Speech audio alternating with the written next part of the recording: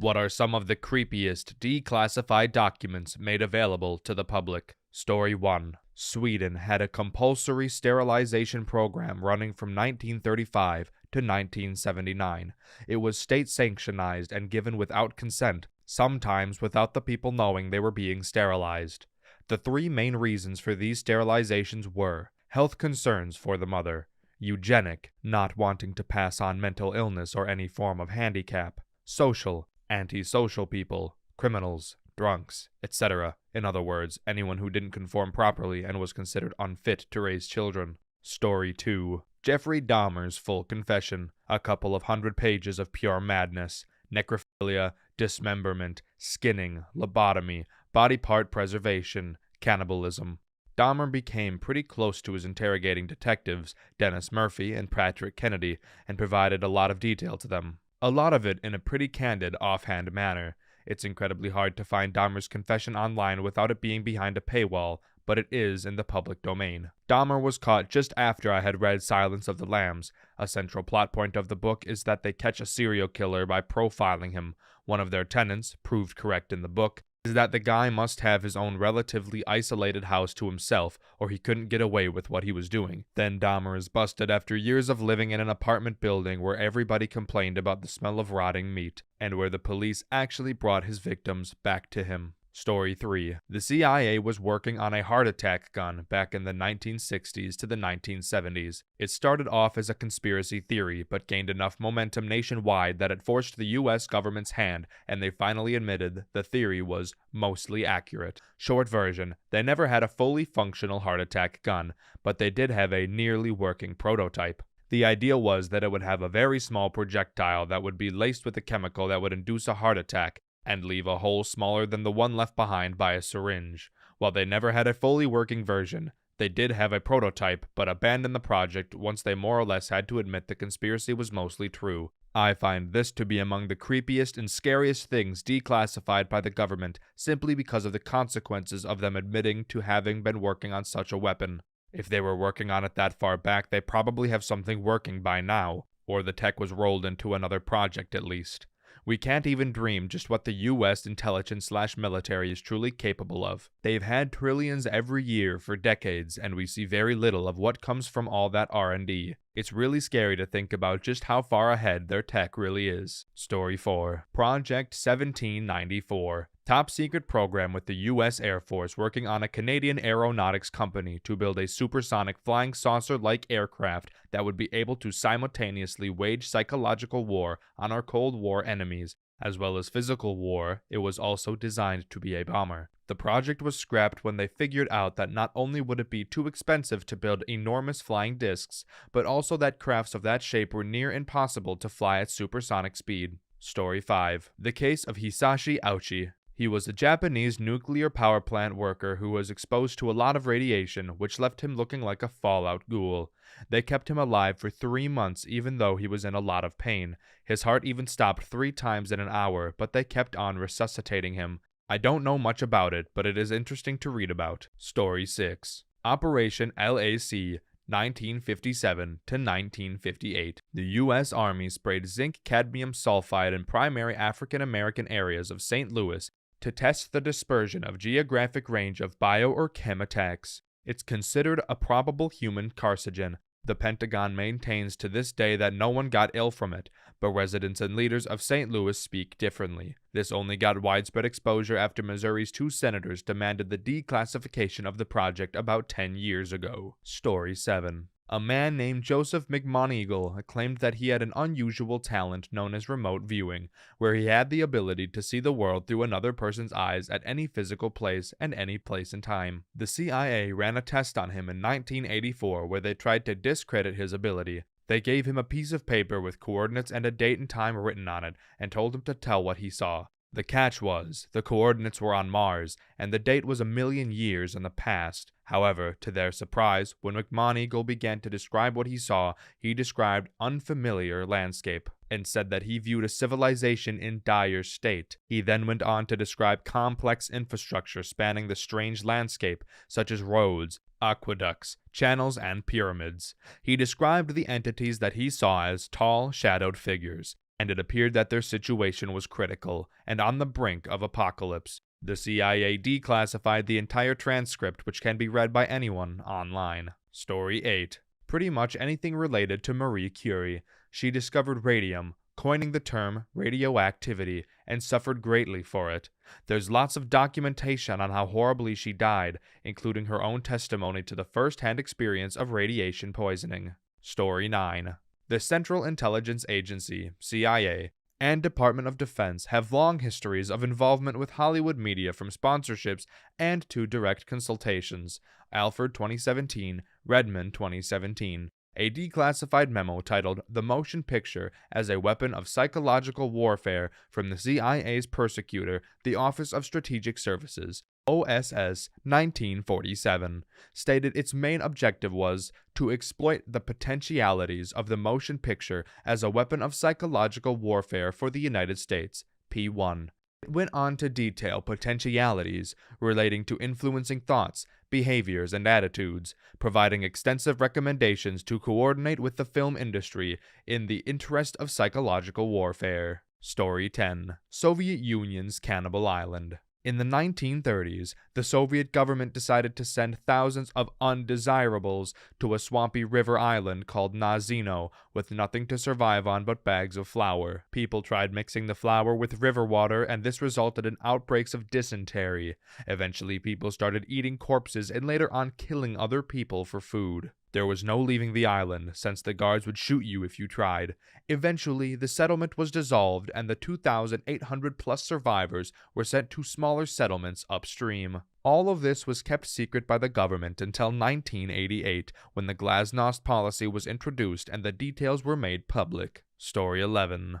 Nuremberg trials transcripts. The trials of medical personnel were particularly bad. One example: they were trying to make poison bullets. To test them, they would select Russian POWs and shoot them in the hip with a rifle. To be scientific, they had controls, so they'd shoot one guy with a regular bullet and a couple with poison bullets, then watch them, making medical observations the entire time to see how long it took them to die. Edit. Also look up the documents on Japanese Unit 731 in China, then find the unclassified documents on what the Allies did with the doctors that participated in Unit 731. The good old days weren't so great. Story 12. Pedro Albizu Campos was arrested a third time and imprisoned for 26 years for working to make Puerto Rico independent by the American government. The cause was that members of the Nationalist Party shot in Congress and unfurled the Puerto Rican flag, illegal to do at that time. He wasn't there, but he was the head of the Nationalist Party, and the American government had been keeping an eye on him for years. While in prison, his health deteriorated,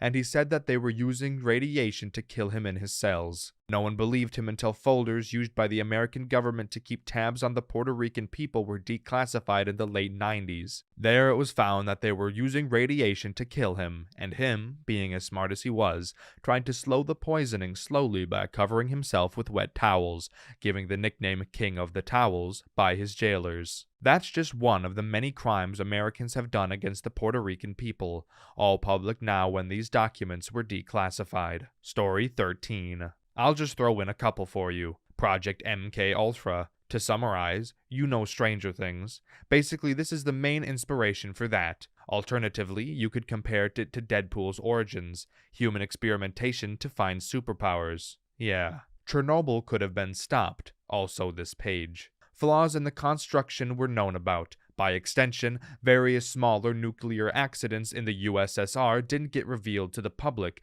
including those in the vicinity of the reactors, until notably later. And perhaps most worrying of declassified documents is the Dugway sheep incident. About 6,000 sheep just died. It was possibly due to an aerial release of nerve agents, but even that explanation isn't perfect, as some other animals were fine, and some sheep showed symptoms inconsistent with nerve gas exposure. Story 14. Journalist Dmitry Koledov was blown to bits while investigating Russian military corruption, with a briefcase he had been told contained leaked documents. As a witness in trial some years later, Pavel Grachev, who had been defense minister at the time of Koledov's murder, said, "Some of my subordinates misunderstood my words." Story 15. Not safe for life. The UK declassified documents in 2012 confirming stories of mass incarceration during rebellion in Kenya in the 1950s. The Mau Mau were a group that included essentially every citizen in Kenya.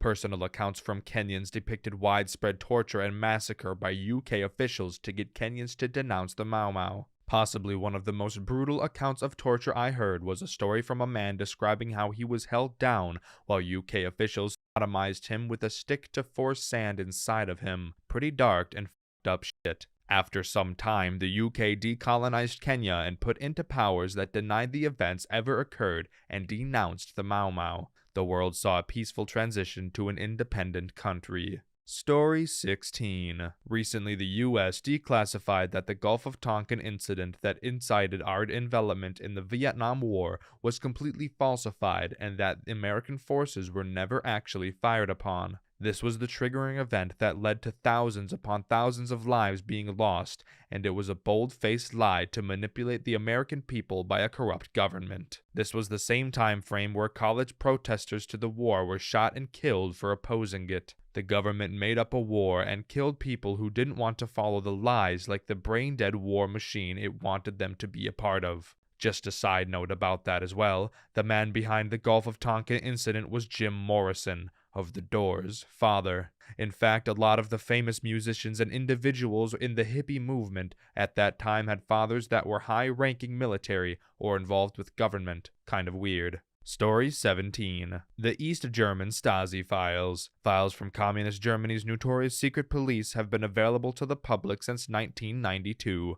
The Stasi, one of the most effective intelligence organizations of the Cold War, kept an eye on every aspect of life inside East Germany, spying on its own citizens and keeping extensive files on millions of them. The Stasi tried to destroy the files when the wall fell in '89, but East German citizens were able to save them when they stormed into the Stasi offices. Story 18. Toolbox Killers. Aptly named for the paraphernalia they used to commit heinous acts that could be found in any toolbox.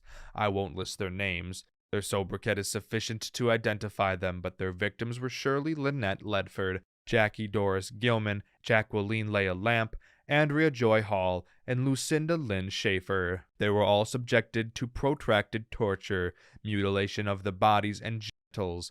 Gilman had an ice pick thrust through his ears, relentless blunt trauma to the head and torso, strangulation via a coat hanger, and pliers. Story 19. Documents about the mass graves in Denmark in case of a nuclear war. During 1978, the authorities in Denmark started to designate places where bodies could be buried in case of a war between the US and the Soviet Union. These places were chosen on criteria of being able to drive to the location and if radiation would reach the groundwater. One tabloid did write about this, and the national TV station did interview the mayor of the municipal where one of the mass graves were to be located, and he quietly confirmed that an area had been chosen. Looking back at those documents and then comparing them with the Soviet plan called 7 Days to the River Rhine, Denmark were to be bombed with at least 5 nuclear devices. The preparations were good. Story 20. The Manhattan Project declassified documents show that Japan was desperate to surrender about 1 month before we dropped the first bomb. They relayed the message to the US through Russia. We dropped the bombs anyway to test how geography affected radiation. Hiroshima was on an open plain and Nagasaki was in a valley. The two cities were also some of the only cities not hit by previous bombings, so all the destruction would be only from the atomic bombs and give better data. Story 21. A personal favorite is the High Frequency Global Communication System. The HFGCS covers a lot, but what is particularly interesting is that it manages emergency alert messages sent via shortwave on the frequencies 8992 kHz and 11175 kHz. This is basically an American numbers station. The messages are usually sent to a nuclear asset on standby and they are coded. The most common call sign is called the Sky King, although the traffic has been more varied recently. It's a little bone-chilling to hear a long string of messages being sent to assets that could potentially end life on Earth as we know it. To keep the assets safe, they do not respond to keep themselves from being tracked. Hearing the phrase, Sky King, do not answer, always makes my spine tingle. Story 22. The young woman that worked in the factories that painted watch dials in self-luminous paint full of radium. These girls were told that the paint was harmless, and they were also told to use their mouth to make the paintbrush a fine point, because using a rag or water took too much time and wasted too much paint. Since the paint was harmless and glowed in the dark, the young women would also paint their nails, lips, teeth, and face with it. Then they started getting sick, suffering from anemia, bone fractures, and necrosis of the jaw, also called radium jaw. The young women began a lawsuit against the radium paint company. Even the inventor of radium paint, Dr. Savin von Schockhauke, offered to help them in court because he was suffering from radium poisoning also. He died in 1928 from it. Ultimately, the women won their lawsuit. The lawsuit led to the enactment of government regulations for labor safety and ultimately contributed greatly to the development of OSHA in the U.S. The lawsuit and resulting publicity was a factor in the establishment of occupational disease labor law. Radium dial painters were instructed in proper safety precautions and provided with protective gear. In particular, they no longer shaped paintbrushes by the lip and avoided ingesting or breathing the paint. Story 23. Operation Condor. Literally a 101 manual made by the CIA used to teach military governments how to subdue the communist threat. From torture methods to interrogation and even political moves, this operation resulted in leaving not only a massive scar in South America in their history, but also one of the many causes why these countries have economical issues up to this day. USA not even tried to deny it, they just implemented the Kirkpatrick Doctrine recognizing military dictatorship and their brutality and ignorance as long as they were not communist. Story 24. The Dyatlov Pass incident refers to the unsolved deaths of 9 ski hikers in the northern Ural Mountains in the Soviet Union, now Russia, between February 1st and February 2nd of 1959. The experienced trekking group, who were all from the Ural Polytechnical Institute, had established a camp on the slopes of Koholtsikal, in an area now named in honor of the group's leader, Igor Dyatlov. During the night, something caused them to tear their way out of their tents and flee the campsite while inadequately dressed for heavy snowfall and sub-zero temperatures. One of the hikers whose body was later found had no eyes and its tongue was cut out. Story 25. Unit 731 was a research and development unit in the Japanese Imperial Army which undertook lethal human experiment from 1935 to 1945 in Japanese-occupied Manchuria. The victims of these experiments were subjected to a variety of horrors, including rape and forced pregnancy. They stated purpose was to test the transmission of syphilis and how it would affect potential offspring. Infected and non-infected prisoners were forced at gunpoint to engage in intercourse, often in grotesque and inhumanizing conditions. The guards themselves did this to prisoners as well. It is possible that the guards performed experiments on the infants born as well, in some cases their own children. Frostbite and starvation. Prisoners' appendages and limbs were removed to see how long they could survive. Executions. The guards used flamethrowers, grenades, and chemical or biological weapons on the victims. The Americans granted the army total immunity following the war and the victims. Even the guards' testimony was dismissed as communist propaganda. The Soviets prosecuted select members for war crimes. Story 26. Project Acoustic Kitty was pretty weird and creepy if you think about how things would be if they were successful. Basically, the CIA wanted to put microphones and transmitters inside of cats and use them to spy on the Soviets in the 1960s. It cost about $20 million and was a huge failure. But the thought of my own pet being used to spy on me is pretty unsettling. Story 27. During World War II, the U.S. government did radically specific tests on groups of soldiers who were locked into sealed rooms and exposed to mustard gas. The Defense Department was trying to see how useful the gas was and if it would be particularly effective against certain racial groups. The soldiers were sworn to secrecy, denied long-term medical care, and told that if they divulged these tests, even to their family or their own doctors, they'd be prosecuted to the fullest extent possible. This was uncovered by some NPR reporters and was detailed in this excellent but terrifying podcast, which has many other really interesting stories. Story 28. The leaked Russian documents detailing their weapon with the code name Poseidon.